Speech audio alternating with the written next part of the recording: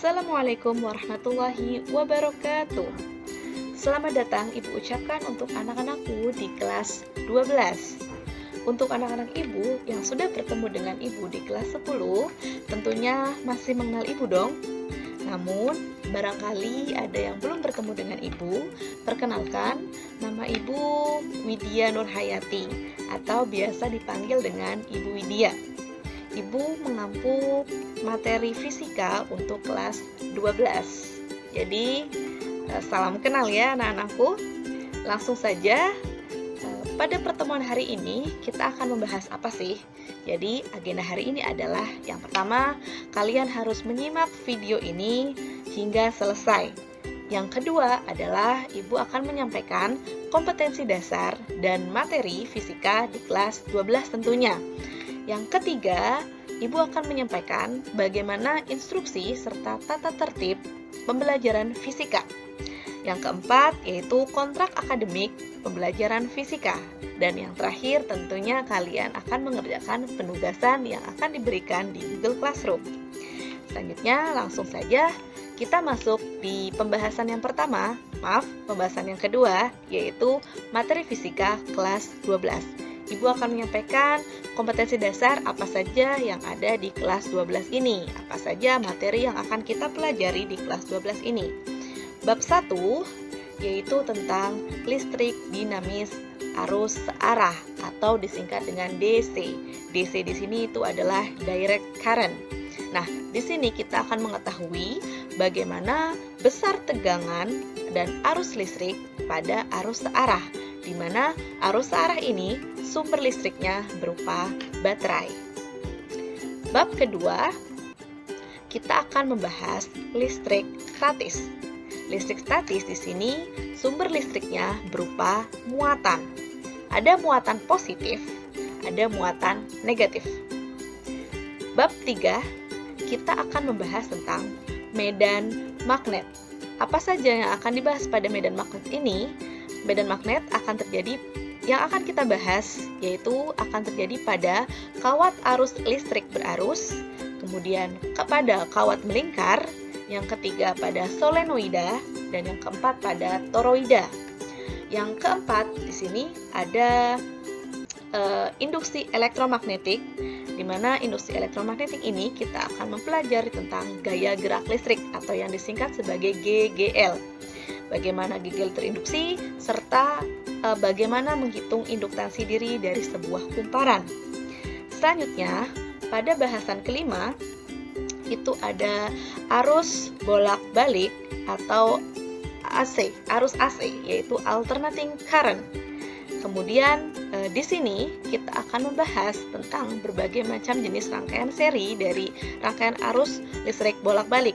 Ada rangkaian resistor murni, ada rangkaian kapasitor murni, ada rangkaian induktor murni, ataupun ada juga campuran. Ada resistor kapasitor, resistor induktor, kapasitor induktor, serta ada rangkaian gabungan dari ketiganya, yaitu resistor, kapasitor, serta induktor. Selanjutnya, pada bab 6 kita akan membahas tentang spektrum elektromagnetik. Di sini bisa kita lihat ada beberapa gelombang yang telah dijabarkan, yaitu ada gelombang radio, ada gelombang mikro, ada gelombang infrared, ada sinar tampak yang kita kenal sebagai Meiji Kuhibiniu, ada sinar ultraviolet, sinar X serta sinar gamma. Nah, di sini di bab ini kita akan mengetahui segala jenis karakteristiknya. Nah, selanjutnya di bab 7 kita akan membahas tentang teori relativitas khusus.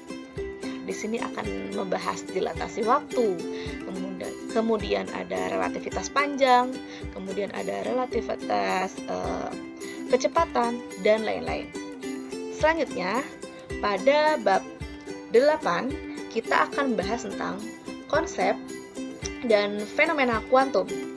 Untuk bab 9, kita akan membahas tentang penyimpanan dan transmisi data. Selanjutnya, di bab 10, kita akan membahas tentang inti atom dan radioaktivitas. Selanjutnya, di bab 11 dan merupakan bab terakhir di pertemuan kita di kelas 12 ini, yaitu tentang keterbatasan sumber daya energi serta dampaknya. Nah, mungkin itu saja untuk materi ataupun kompetensi dasar di kelas 12 ini. Kemudian Ibu sampaikan pada pembahasan ketiga, yaitu instruksi dan tata tertib dalam pembelajaran fisika.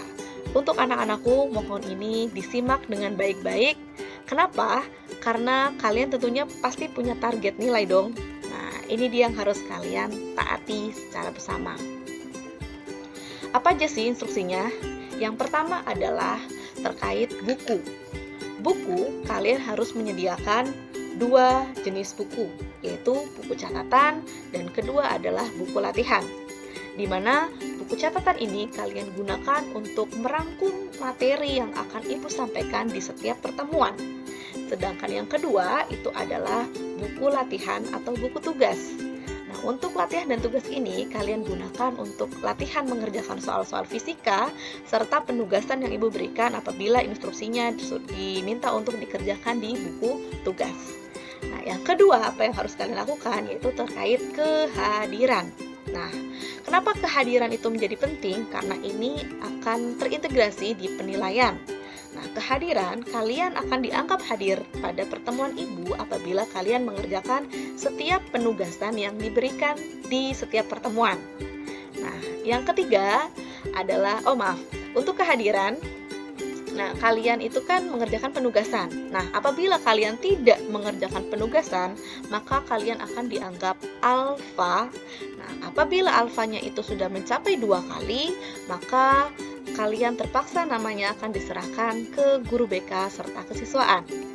Untuk yang ketiga, yaitu terkait waktu. Untuk fisika, kita kesepakatan bahwa penugasan diberikan tenggang waktu sampai maksimal pukul 3 sore. Apabila kalian melebihi batas itu, maka kalian akan ada pengurangan nilai. Namun, apabila penugasan tersebut diberi waktu mungkin tenggangnya 1 minggu, maka instruksi ini akan berlaku 1 minggu kemudian, namun tetap batas akhirnya jam 3 sore. Seperti itu. Nah, untuk yang terakhir ini yang perlu kalian pahami secara bersama terkait penilaian. Di sini Ibu ambil penilaian itu ada kehadiran. Nah, kehadiran menjadi persentase penilaian yang cukup besar. Nah, kehadiran di sini kalian harus hadir minimal 85% karena kalian sudah kelas 12 tentunya. Yang kedua terkait penugasan. Penugasan yang seperti tadi Ibu bilang, penugasan menjadi penting juga karena itu menjadi penilaian. Apabila tidak mengerjakan tugas, maka kalian dianggap alfa. Nah, selanjutnya adalah proyek. Nah, pada pertemuan yang akan datang, kita akan bersama-sama mengerjakan sebuah proyek fisika, terutama pada bab 1 nanti mungkin kalian akan langsung membuat sebuah proyek. Yang ketiga adalah presentasi. Tentunya Ibu pengen lihat dong, pengen denger dong kalian apabila presentasi itu seperti apa. Nah, itu akan menjadi penilaian khusus. Selanjutnya di sini ada penilaian tugas. Nah, ini sudah pasti ada tugas dong. Nah, tugas bisa jadi di setiap pertemuan itu nggak mesti ada tugas, namun tugas itu ada untuk setiap babnya. Oke, lanjut ada ulangan harian. Nah, ulangan harian ini biasanya diberikan setiap akhir dari sub bab ya. Kemudian yang terakhir itu ada PTS dan PAS atau PAT. Nah, ini diselenggarakan secara bersama oleh sekolah. Baik, untuk selanjutnya yaitu kontrak akademik pembelajaran fisika. Nah, untuk kontrak akademik, Ibu akan sekilas membacakan apa saja kontrak akademiknya. Nah, di sini kontrak akademik adalah apa yang harus guru lakukan, apa yang harus kalian lakukan, dan apa yang harus orang tua ketahui. Nah, mungkin di sini Ibu scroll aja, nanti kalian akan mendapatkan ini di Google Classroom. Nanti kalian baca-baca. Nah, untuk selanjutnya di bagian akhir di sini harus ada tanda tangan dari kalian beserta orang tua. Nah, ini menjadi penugasan pertama ya, Nak ya. Nah, kemudian oke, baik. Selanjutnya